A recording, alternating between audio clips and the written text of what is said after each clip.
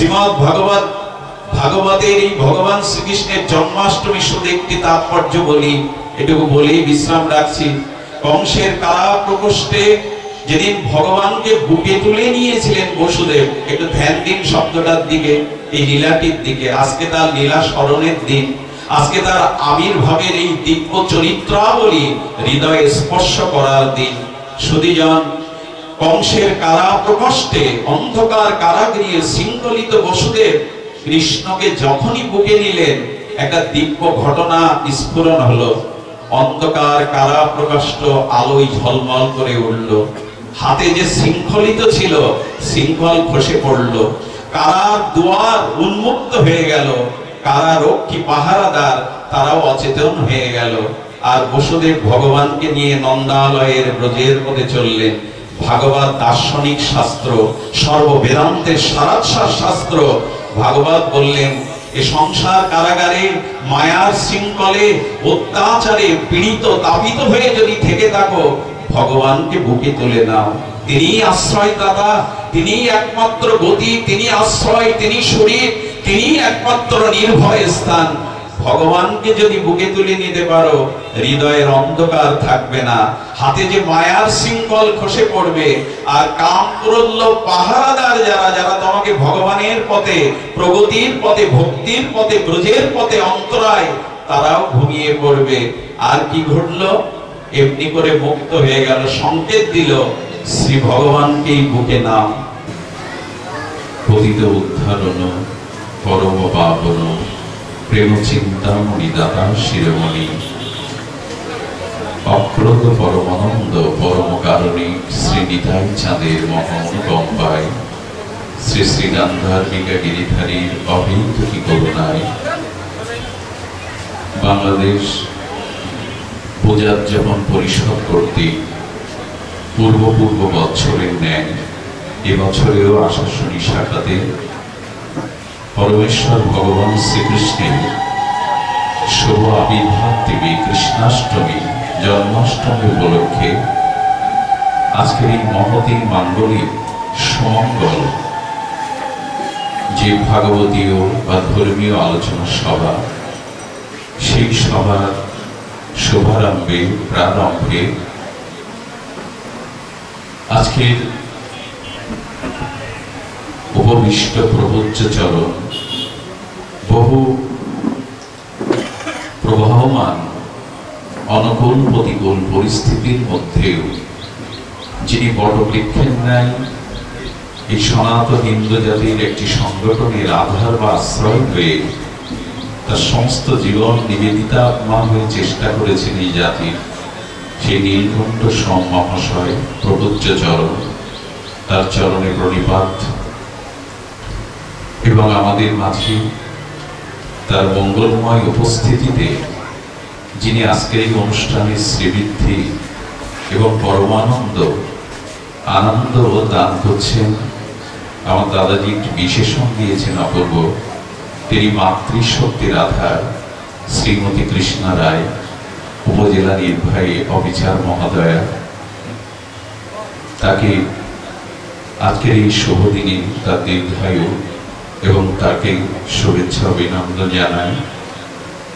এখানে উপস্থিত সকল পূজার্যাপন পরিষদের নেতৃবৃন্দ, সেবকবৃন্দ, মহৎবৃন্দ, সম্মুখে সমুপস্থিত মঙ্গলময় উপস্থিতি, মহাপ্রভুর প্রিয় বৈষ্ণবজন, সুধীজন, সাধুজন, মহন্তজন, জ্ঞানীজন, আমাদের শ্রী প্রণব মঠের ব্রহ্মচারী মহারাজ সহ মাতৃশক্তি, দেবী শক্তি, ভাগবতী শক্তি, সকলকে শুভ জন্মাষ্টমী প্রণাম, শুভেচ্ছা, অভিনন্দন জানায়।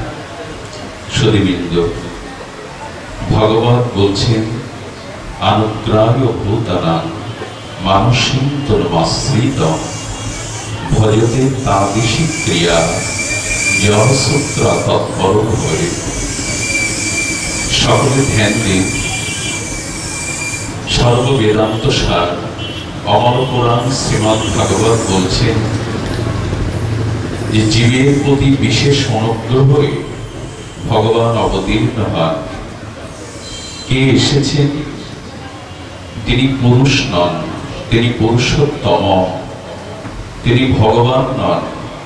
এতে চাংশ কলাবংশ কৃষ্ণস্ত ভগবান স্বয়ং। স্বয়ং ভগবান, এটি পরিভাষা, একটি গ্রন্থে একবারই পরিভাষা ব্যবহৃত হয়। সমস্ত শব্দকে, সমস্ত অর্থকে যিনি শাসন করতে পারেন, সেই পরিভাষায় বলছেন স্বয়ং ভগবান শ্রীকৃষ্ণ। কবিরাজ কৃষ্ণ গোস্বামী তার অনবদ্য লেখনী ফলকে চৈতন্য চূড়ামণিতে বলছেন, এক দ্বীপ হইতে সহস্র দ্বীপের জল। যে দ্বীপ হতে অন্য দ্বীপগুলো প্রজ্বলিত করা হয়, সব প্রদীপের আগুন তত্ত্ব একই, কিন্তু প্রথম দ্বীপটাকে মান্যতা বা গণনায় রাখতে হবে। একটি দ্বীপ হতে সহস্র দ্বীপের জ্বলন হয়। অগ্নিতত্ত্ব, প্রত্যেকটি প্রদীপের অগ্নিতত্ত্ব এক, কিন্তু প্রথম প্রদীপকে আমাদের অগ্রগণ্য রাখতে হবে। সেই বৈদিক সনাতন সভ্যতার মধ্যস্থ পুরুষ, অবতার সার শিরোমণি, যিনি পুরুষোত্তম স্বয়ং ভগবান, যিনি অবতার নন, অবতারী, আজ তার শুভ আবির্ভাব তিথি। এই আবির্ভাব তিথির তাৎপর্য সম্পর্কে শ্রীমদ্ ভগবত গীতায় স্বয়ং ভগবানের মুখশ্রিত যে দিব্য অলৌকিক চিন্ময় বাণী, তাতে বলছেন আমার জন্মকর্ম দিব্য, জন্মকর্ম চমে দিব্য এবং যো ব্যক্তি তত্ত্বত। দেখুন, ভগবানের জন্মকর্ম অর্থাৎ তার নাম রূপ লীলা সকল কিছু দিব্য। দিব্য মানে লোকপ্রিয়, অপার্থিব, চিন্ময়। আমাদের জগতে কিন্তু দিব্যতা নাই। আমাদের লৌকিক জগৎ, এখানে যা কিছু পরিদৃশ্যমান জগৎ, এগুলো ক্ষণভঙ্গ। এর সৃষ্টি আছে, কিছুক্ষণ স্থিতি আছে, আবার এর প্রলয় হয়। এই জন্য এই জগতে, এই প্রপঞ্চময় মাইক জগতে দিব্যতা বলে কিছু নাই। ভগবানের জন্ম কর্মই, তার নাম রূপ লীলাই হলো দিব্য। দিব্য আমরা এইটুকু জানি, যা অপার্থিব, যা চিন্ময়, যা চেতনময়, যা লোকপ্রিয়। কিন্তু আমাদের এই যে প্রপঞ্চময় মৃত্যুলোক, এখানে কোনো কিছুই দিব্য নয়। তো সেই দিব্যতার সাথে যোগ হতে গেলে ভগবানের জন্ম কর্ম অর্থাৎ লীলার সাথে আমাদের যুক্ত হতে হবে। শ্রী ভগবানের অনন্ত ঐশ্বর্য মাধুর্যের পরাকাষ্ঠা, তিনি রসিকেন্দ্র মৌলি, রসিক শেখর, তিনি সচ্চিৎ আনন্দময়। এই সচ্চিৎ আনন্দময় রসিকেন্দ্র মৌলি, রসিক শেখর, নির্ভয় স্থান জীবের ভগবানের লীলার সাথে, নামের সাথে, তার অসমাপ্ত মাধুর্যের সাথে দাদাজি বলছিলেন যুক্ত হওয়া, যোগ করে দেওয়া। আজকে সেই যুক্ততার দিন। ভগবানের দিব্য কর্ম লীলার সাথে আমাদের মনের যোগ হতে হবে, সংযুক্ত হতে হবে। যদি তা হতে পারি মনে প্রাণে নিষ্কপটে, তাহলে কি হবে? ভগবান বলছেন তোমাদের ভয়ের কারণ একটি।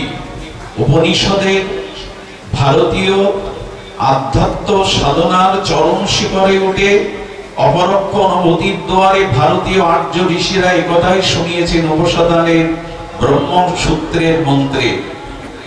আমাদের জীবনে ভয় কেন, স্খলন কেন, পতন কেন? তার মূল কারণ নির্ণয় প্রসঙ্গে আচার্যরা বলেছেন ভয়ান দ্বিতীয় অভিনিবেশ দিশাপেতস্য বিপর্যয় স্মৃতি। দেখো, যখনই তুমি সেই এক অনন্য পরম চৈতন্য সত্তার থেকে দ্বিতীয় বস্তুতে তোমার অভিনিবেশ আসে, তখনই তোমার বিপর্যয় ঘটে। আমাদের সৌর নভমণ্ডলে যে অসংখ্য গ্রহ নক্ষত্র, তারা কেন্দ্রায়িত গতিপথে চলছে। তাদের গতিপথ থেকে চ্যুত হলেই তারা স্খলিত হবে, পতিত হবে, ধ্বংস হবে। তেমন ভগবানের দিকে আমাদের যে সংযুক্ত হওয়া, ভগবানের নাম রূপ লীলা, সেই চৈতন্যের সাথে নিজেকে যুক্ত করা, এছাড়া ভয়কে দূর করার অন্য কোনো উপায় নাই। এই জন্যই তো আমাদের আচার্যরা গেয়ে উঠেছেন ধ্রুব সঙ্গীতে, অভয় চরণারবিন্দে শরণ নাও। ভগবান গীতার দিব্য বাণীতে জগজ্জীবকে শুনিয়েছেন সেই অভয় মন্ত্র, মা ভয় নাই, মচ্চিত্ত সর্বদুর্গানি, মৎ প্রসাদাৎ তরিষ্যসি। তুমি এই জন্ম মৃত্যু জরাব্যাধি কাল কবলিত সংসার হতে যদি মুক্ত হতে চাও, আর যদি সমস্ত দুর্গতি থেকে সুগতি পরম গতিতে আসতে চাও, একটাই পথ, নান্য পন্থা, দ্বিতীয় পথ খোলা নেই। মত চিত্ত, মনটা আমায় দাও, চিত্তটা আমায় দাও। তোমার অনুরণনে, তোমার চিন্তনে, তোমার ভাবনায়, তোমার হৃদয় জুড়ে শুধু যেন আমি থাকি। মত চিত্ত, মনটা যদি আমায় দিতে পারো, আমাতে যদি সমর্পিত জীবন হতে পারো, আমি বলছি সর্ব দুর্গতি হতে আমি তোমায় রক্ষা করব। তুলসীদাস গোস্বামী তিনি এই শরণাগতি প্রসঙ্গে রামচরিতমানসে একটি অপূর্ব দৃষ্টান্ত দিয়েছেন। জো যাকো সরল লিয়ে সরাখো তাকো লাজ, উল্টা জলে মছলি চলে বহি যায় গজরাজ। আপনারা লক্ষ্য করেছেন কোন পার্বত্য সংকুল স্রোতস্বিনী পাহাড়ি নদীতে এতটা স্রোতবাহী থাকে যে ওখানে বড় বড় হাতিরা এপার থেকে ওপারে যেতে, জঙ্গলের এই অংশ থেকে ওই অংশ যেতে বাধাগ্রস্ত হয়। প্রবল খরস্রোতা পার্বত্য সংকুল নদীতে বড় কাঠের গুঁড়ি ভেসে যায়, মানুষ ভেসে যায়, বলবান হস্তি ভেসে যায়। কিন্তু গোস্বামীজি বললেন, দেখবেন ছোট ছোট মাছগুলো দল বেঁধে আনন্দে সাঁতার কাটতে কাটতে তারা জলের বিপরীত দিকে যায়। হাতি যদি প্রশ্ন করে, জল আমি তোমার প্রবল স্রোতে প্রতিকূলে ভেসে যাচ্ছি, কিন্তু ছোট ছোট মাছগুলো কেন অনুকূলে বিপরীত দিকে ধেয়ে যাচ্ছে? এর একটাই উত্তর, হাতি তার নিজ গর্ব, নিজ শক্তি জলের উপরে প্রয়োগ করতে গেছে, কিন্তু মাছ জল ছাড়া বাঁচে না। আচ্ছা, জলের থেকে যদি উৎকৃষ্ট দুগ্ধ পাওয়া হয়, গোদুগ্ধ উৎকৃষ্ট, মাছগুলিকে জল থেকে দুধের মধ্যে ছেড়ে দিন, বাঁচবে কি? দুধ যতই উৎকৃষ্ট হোক, মৎস্যগুলিকে, মিনগুলিকে জল ছাড়া করে দুধে দিলে ওরা বাঁচবে না, কারণ জলই তাদের জীবন, জলই তাদের আশ্রয়। যেদিন তোমার জীবনে ভগবানই একমাত্র আশ্রয় হবে, তোমার জীবনে শরণাগতি একমাত্র তারই চরণে হবে, সেদিন ওই প্রবল স্রোতে হাতি ভেসে গেলেও যেমন মাছগুলিকে জল বুকের মধ্যে টেনে রাখে, নিরাপদে রাখে, তেমনি জগতের কাল স্রোতে সবাই ভেসে গেলে আমার চরণে শরণাগতিকে, ভক্তকে আমি নির্ভয় স্থান দিয়ে আমার চরণে রাখি। মা ভয় নাই, শরণ নাও। ওই কুরুক্ষেত্রের রণাঙ্গনে পঞ্চ পাণ্ডব শরণ নিয়েছিল বলে কৌরবদের এই কাল কবলিত হাত থেকে ভগবান তাদের রক্ষা করেছিলেন। আজ আমাদের জীবনে সব থেকে বড় যে বিষয়টি জন্মাষ্টমী থেকে নেওয়া, ভগবান কারাগারে কেন এলেন বলতে পারেন? যিনি অখিল রসামৃত মূর্তি, যিনি সচ্চিদানন্দময়, যিনি অনন্ত বিশ্বের, অনন্ত ব্রহ্মাণ্ডের কুল মালিক, তিনি কারাগারে কেন এলেন? এর একটি কারণ, বসুদেব এবং দেবকী তারা শুদ্ধ সত্য, শুদ্ধ বুদ্ধিবৃত্তির পরিচয়। তারা বলছেন হাত পা কংস বাঁধতে পারে, মন তো কংস বাঁধতে পারে না। কারাগারে হস্তপদ শৃঙ্খলিত করে অন্ধকার কারাপ্রকোষ্ঠে থাকলেও বসুদেব বলছেন, কংস তুমি আমাদের মনকে বাঁধতে পারোনি। ওই কারাগারের অন্ধকারাচ্ছন্ন প্রকোষ্ঠে শৃঙ্খলবদ্ধ হয়ে বসুদেব দেবকী জগৎকে এই শিক্ষা দিচ্ছেন, জগতে যত প্রতিকূল অবস্থা আসুক সেই থেকে ভগবানকে স্মরণ করো, কারণ মনটা কেউ বাঁধতে পারে না, অনুরাগ কেউ বাঁধতে পারে না, প্রীতি কেউ বাঁধতে পারে না। তাই মন দিয়েই ভগবানকে স্মরণ করো। আর তার পরিণতি কি হলো? শ্রী গোবিন্দ বললেন, কারাগারে বন্দী দশায় অন্ধকার প্রকোষ্ঠে যখন আমাকে ডেকেছো অশ্রু জলে, অনুরাগে, প্রীতিতে, উৎকণ্ঠায়, তখন তোমরা আমার কাছে না আসতে পারো, আমি তো তোমাদের কাছে যেতে পারি। আজ কারাগারে থেকেই যারা ডাকছে ভগবানকে, ভগবান তাদের কাছে এসেছেন। দেখুন, একটু কথা বলি, শুধু হরিনাম নয়, শুধু মালা তিলক নয়, শুধু আশ্রম নয়, শুধু ভক্ত পরিবেশ, ভক্ত ভাব নিয়ে চলা নয়। বিভীষণ ছিলেন রাম ভক্ত, কিন্তু রামচরণে উনি ততদিন যেতে পারেননি। কতদিন না, উনি রাম ভক্ত ছিলেন, ভক্তি অনুরাগী ছিলেন, কিন্তু রাম কাজ কিছু করেননি। যখন সীতা হরণ হলো, বিভীষণ কেন প্রতিবাদ করেনি? মা সীতাকে উদ্ধার করার চেষ্টা করেনি। হনুমানজি বলেছিল বিভীষণ শুধু ভক্ত হলে হবে না, ভগবানের নাম করলে হবে না, ভগবানের জন্য কাজ করতে হবে। তুমি লঙ্কায় ছিলে, সীতা হরণ হলো, অথচ তুমি প্রতিবাদ করনি, অথচ তুমি ভক্ত। আমি এইটুকু নিবেদন করতে চাই, আমি ভক্ত, আমি নামাশ্রয়ী, আমি বৈষ্ণব, আমি শাক্ত, এই পরিচয় নাই। আপনি ভগবানের জন্য কি কাজ করছেন, জগতের হিতার্থে কি কাজ করছেন, এইটা আপনার পরিচয়। বিভীষণ আত্মসমালোচনায় বলেছিল কি করণীয় উচিত আমার, বলেছিলেন তাকিয়ে দেখো গৃহরাজ জটায়ুর দিকে। সীতাহরণের সময় দেবতারা কোথায় ছিল, ঋষিমুনিরা কোথায় ছিল, তপবনের সাধকরা কোথায় ছিল? আর জগৎলোককে সীতা হরণ হচ্ছে দুষ্ট রাবণের দ্বারা। কোথায় ছিল দেবশক্তি, কোথায় ছিল তপশক্তি, কোথায় ছিল সাধকরা? কেউ এগিয়ে আসেনি।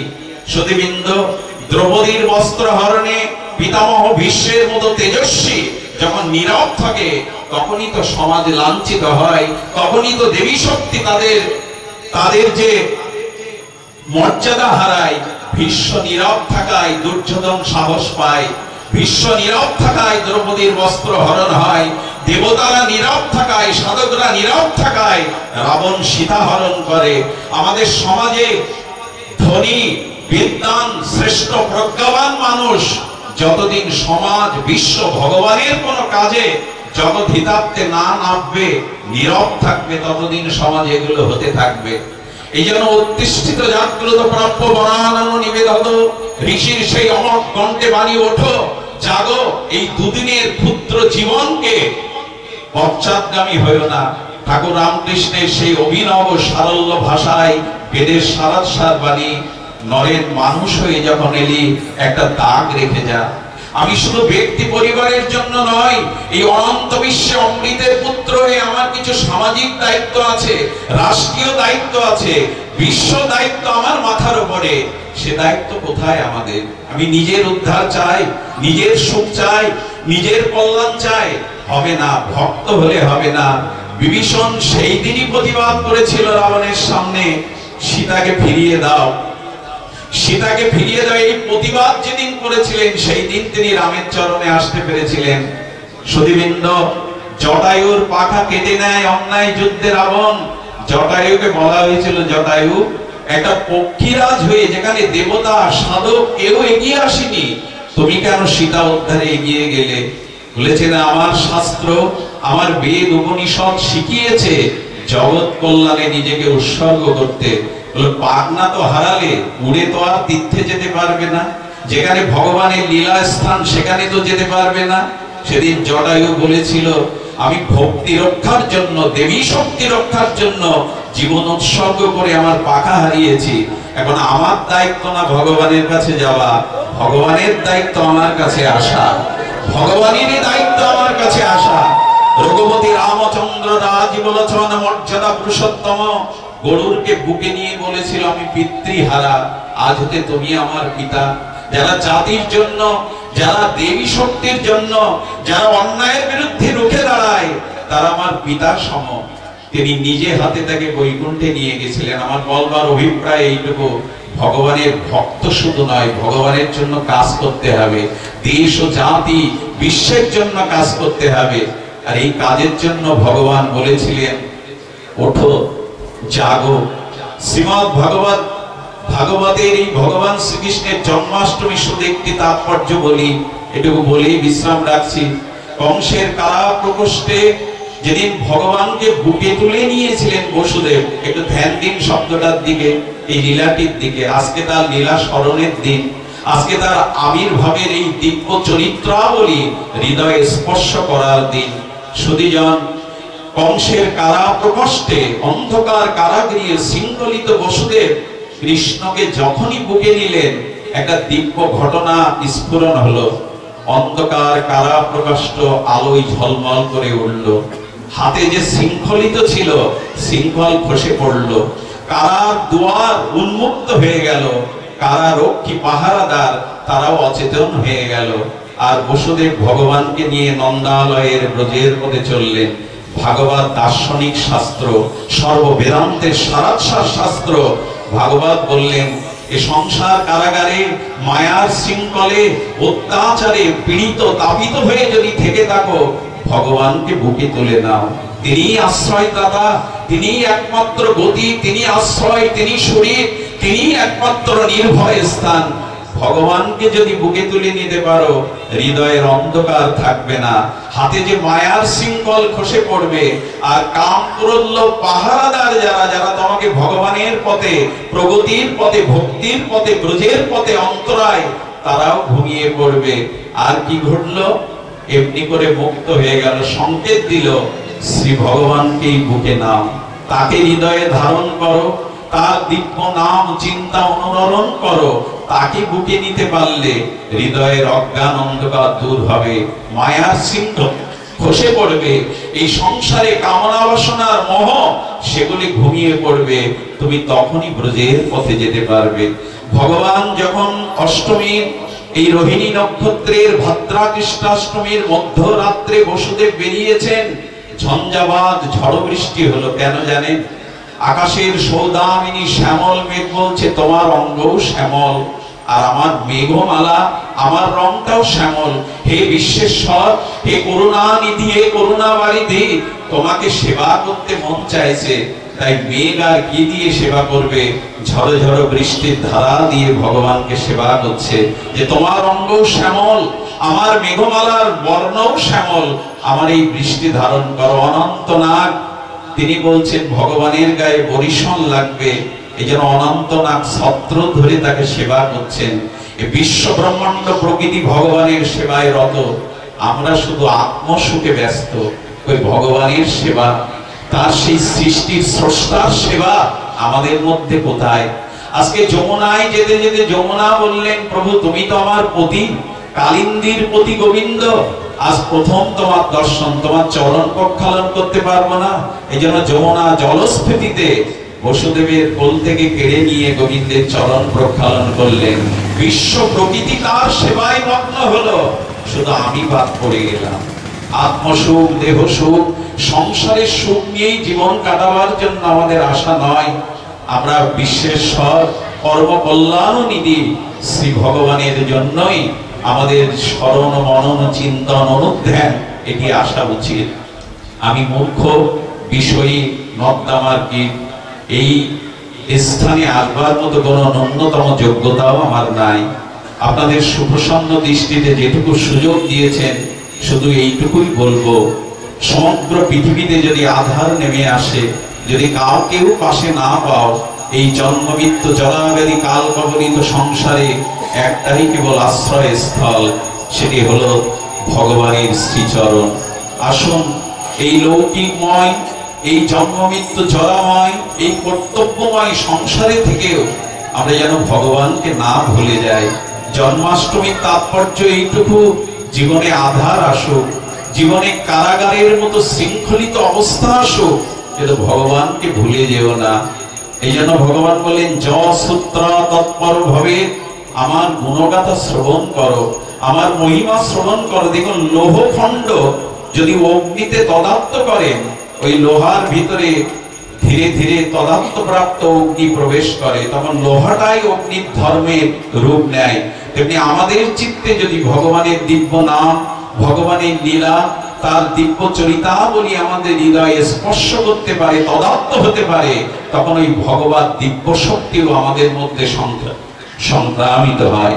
এই জন্য উচিত হলো এই সংসারের মাঝে থেকেও ভগবানের ভজন, তার চরণের স্মরণ, তার দিব্য লীলা শ্রবণ করা। সবশেষে এইটুকু বলে যায়, সেই ভগবান শ্রীকৃষ্ণের মতাদর্শ, তার জীবন চরিত্র দর্শন দাদাজি অপূর্ব বলেছেন। তার যৌবনটা, তার সুসময়টা তিনি এই প্রচারে কাজে লাগিয়েছেন। তিনি বলেছেন, শুধু বংশী নয়, ভগবান সুদর্শনধারী। ভগবান বৃন্দাবনে যেমন গোপীর সাথে গোপীনাথের রাসলীলাও করেছেন, কুরুক্ষেত্রের রণাঙ্গনেও তিনি। আর এই অর্জুনকে, যিনি কর্তব্য বিমূঢ়, যিনি শোকাহত, তাকেও তিনি এই কথাই বলে জ্ঞান দিয়েছেন। কি বলেছেন তিনি? ক্ষুদ্র হৃদয়ং দুর্বলং ত্যক্ত তিষ্ঠ পরম তব অর্জুন। ক্ষুদ্র হৃদয়ের দুর্বলতা ত্যাগ করো, পৃথিবীর সমস্ত অপরাধ আছে মানুষের দুর্বলতা থেকে। এই দুর্বলতাকে ত্যাগ করো, অনার্যচিত স্বভাব থেকে উঠে দাঁড়াও, অর্জুন তুমি কর্তব্য পরায়ণ হও। আজকের দিনে তার এই দিব্যবাণী সনাতন বৈদিক হিন্দুর জন্য বড় দরকার। কেন কিলিবতা, কেন তোমার অনার্যচিত স্বভাব? ওঠো। ভগবান যেন চাবুকের আঘাত দিলেন অর্জুনকে, অশ্রু সজল কর্তব্য বিমূঢ় আর পিছিয়ে পড়া অর্জুনকে তিনি এই বাণী শোনালেন, ত্রৈবং বাষ্পগমপাত্য। ওঠো অর্জুন, কর্তব্যে পরায়ণ হও, কর্তব্যে দৃঢ় হও। যখন কর্তব্য থেকে বিশ্রাম পাবে তখন আমার মুরলীর ধ্বনি শোনো, তখন হরিনামের মাধুর্য নিজেকে ভাসিয়ে দিও।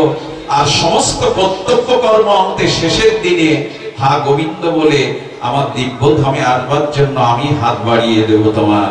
তমেব শরণং গচ্ছ সর্বভাবেন ভারত, তৎপ্রসাদাৎ পরং শান্তি স্থানাং প্রাপস্যি শাশ্বতম।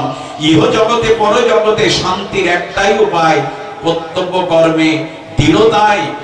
আর জগতের জন্য বাঁচো, মানুষের জন্য বাঁচো, জগতের হিতের জন্য বাঁচো, আর হৃদয়ে ভগবান ভক্তির আশ্রয় করো। আমি বলছি দীনবন্ধু হয়ে শেষের দিনে হাত বাড়িয়ে তোমাকে আমার চরণে নিয়ে নেব। আমার ভাষা হারিয়ে ফেলেছি, বিজ্ঞদের সভাতে, মহাতাদের সভাতে কিছু বলবার মতো বিদ্যা সাধনা অধ্যবসায় ন্যূনতম নাই। আমি আপনাদের সকলের কাছে এই বিনম্র নিবেদন করে আজ শুভ জন্মাষ্টমীর শ্রী ভগবানের পূর্ণময় আশীর্বাদ, মহাকল্যাণময় কৃপা আপনাদের সকলের উপরে বর্ষিত হোক। সকলেই ভালো থাকুন, সকলেই আজকের এই দিনটাকে, এই শুভ দিনটাকে অনুরাগে রাঙিয়ে নিন। ভগবান মন্দিরে ঘন্টায় পূজায় নয়, ভগবান যেন আমাদের হৃদয়ের আবির্ভাব হয়, আমাদের হৃদয় ভূমিতে যেন ভগবান আজ আবির্ভাব হন। ভগবান শ্রীকৃষ্ণের এই শুভ জন্মাষ্টমীর আজকের এই মহতী অনুষ্ঠানে আপনাদের সকলের মঙ্গল প্রার্থনা করে এখানেই আমি আমার কথা ইতি করছি। জয় নিতাই গৌর প্রেমানন্দে হরি বল। হরে কৃষ্ণ কৃষ্ণ কৃষ্ণ হরে হরে, হরে রাম রাম রাম হরে হরে। জয় শ্রী রাম।